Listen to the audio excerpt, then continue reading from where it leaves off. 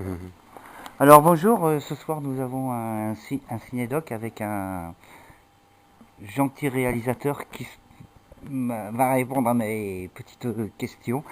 Donc on est sur les zones blanches ce soir, mais avant ça vous avez fait plusieurs films, hein. Présentez-vous. Je m'appelle Marc Kahn, je suis réalisateur de documentaires à Toulouse. Enfin, c'est la région, mon point de départ, hein. Et je fais des films sur l'environnement, sur le social, sur l'histoire, et avec à chaque fois un côté humain que j'essaye de mettre dans les films. Donc j'ai commencé vraiment à faire le cinéma avec la catastrophe du Prestige, qui avait coulé en Galice. Puis après, j'ai fait des films pas mal en Cévennes, sur les reboisements, sur l'agropastoralisme. Et puis en 2011, 2012, 2013, j'ai fait Cherche zone blanche désespérément, là, qui est le film qui va être projeté ce soir, qui est sur les réfugiés des ondes électromagnétiques, en fait. Alors qu'est-ce qui vous a donné l'idée et l'envie de faire ce film? Il y a un souci au niveau des ondes pour certaines personnes, je suppose. Voilà, mais moi j'étais pas au courant plus que ça, hein, pas plus qu'un autre, mais j'avais une amie qui était très malade, qui a vraiment beaucoup souffert de ça.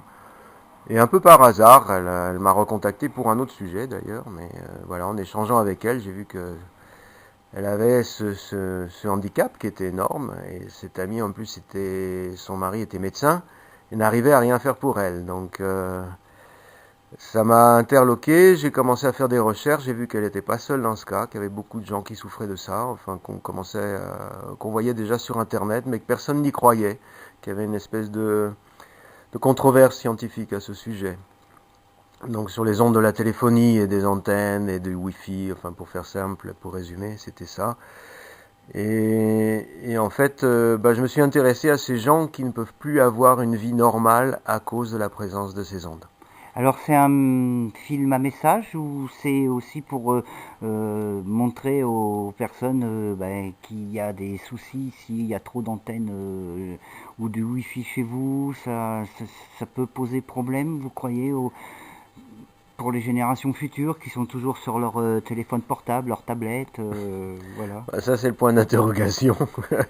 On voit déjà que ça pose des problèmes à des gens des générations présentes. Et que statistiquement, ces problèmes ne faiblissent pas. Donc, effectivement, les ondes ont des effets, hein, sur la santé, comme beaucoup de choses que nous avons inventées dans ce XXe siècle, hein. Mais vous remettez Et- en cause le fait que cette génération du 21e siècle puisse avoir le téléphone dans la poche ou la tablette et les écouteurs dans les oreilles. de toute façon, il y a plein de raisons pour lesquelles on peut se poser de questions. Toutes les technologies qu'on a inventées ont toujours eu des effets positifs et des effets négatifs. On ne remet pas en cause les voitures, même si on a des accidents de la route. Là, ce qu'on peut remettre en cause, moi, ce qui m'a un peu choqué, c'est que les gens qui deviennent électro-hypersensibles, hein, c'est le terme médical utilisé en France en tout cas, mais c'est un sujet qui touche le monde entier, hein. Il n'y a pas qu'en France qu'il y a des EHS, c'est l'abréviation. Et non plus en Ariège et dans le Val-Oise ariégeois, hein. Non, non. Donc il y en a un peu partout. Les gens se réfugient dans les endroits où il y a la moins d'ondes possible et ils vont mieux quand il y a moins d'ondes.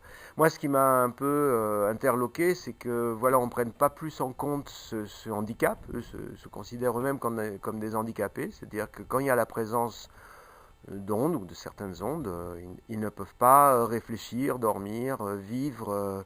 Donc ils sont obligés de chercher d'autres endroits. Et que, évidemment, ces ondes se multipliant de toutes les façons possibles et sur toutes les fréquences possibles, les endroits sur lesquels ces personnes qui souffrent de ça se réduisent comme peau de chagrin, hein. C'est donc le titre du film, Cherche zone blanche désespérément, parce que déjà en 2013, c'était la question que tout le monde se posait quand tu étais atteint par ça. Vous ne connaissez pas une zone blanche où je pourrais me réfugier?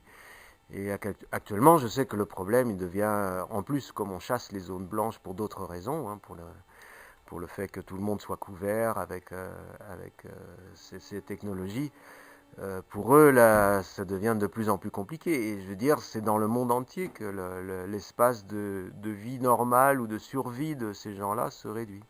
Alors là, on est sur les zones blanches. Vous avez un autre projet, on en a parlé tout à l'heure à table, c'est parler de la langue occitane. Vous avez un projet, vous cherchez. Bah voilà, on va en profiter pour lancer un appel. Bon, c'est vrai que je viens la proposition de réaliser un film sur la langue occitane. Alors c'est un peu vaste, il faut qu'à l'intérieur de ça je trouve un axe, voilà, que je trouve un sujet à l'intérieur de la langue occitane. Moi je suis pas occitanophile, enfin non, non, occitanophobe, enfin je suis pas locuteur de l'occitan, voilà. Par contre je connais un peu l'espagnol, enfin j'aime bien ces langues du sud, mais voilà, moi je suis pas né dans, j'ai pas des parents qui parlent occitan, donc je suis pas né là-dedans. Par contre, je m'intéresse à ces différences linguistiques. Ça fait 40 ans que je vis dans la région. Et je sais que c'est une langue qui est là, qui se bat pour continuer à exister, qui séduit aussi de nouveaux jeunes. Et je cherche à trouver une histoire intéressante à raconter au milieu de tout ça. Donc s'il y a des gens qui ont des idées autour de la langue occitane ou la mettant en scène d'une façon ou d'une autre, bah, ils vous appellent, comment on fait? Il n'y a pas de souci, je laisserai les coordonnées sur le site. Mais c'est étonnant qu'une personne qui vienne de l'extérieur de l'Occitanie s'intéresse à cette langue. Allez, c'est étonnant, puis en même temps, si vous voulez, à travers les ondes, ou à travers les ondes sonores, ou les ondes, finalement, je me suis aperçu, même quand j'avais fait Jaune Blanche, qu'il y avait un point commun avec le son. J'étais musicien déjà, j'ai été comédien, donc j'ai appris à bien parler la langue française avec toute la meilleure diction possible dans les meilleures écoles à Paris. Et quand je me suis retrouvé ici, j'ai vu qu'il y avait plein d'accents. En même temps, j'ai des origines flamandes, donc il y a aussi une autre façon de concevoir la langue là-haut.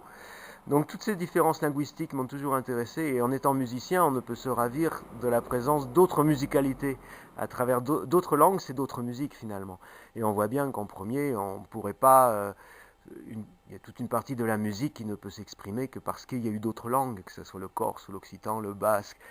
Chaque langue donne un rythme et donne une musique et un sens mélodique différent.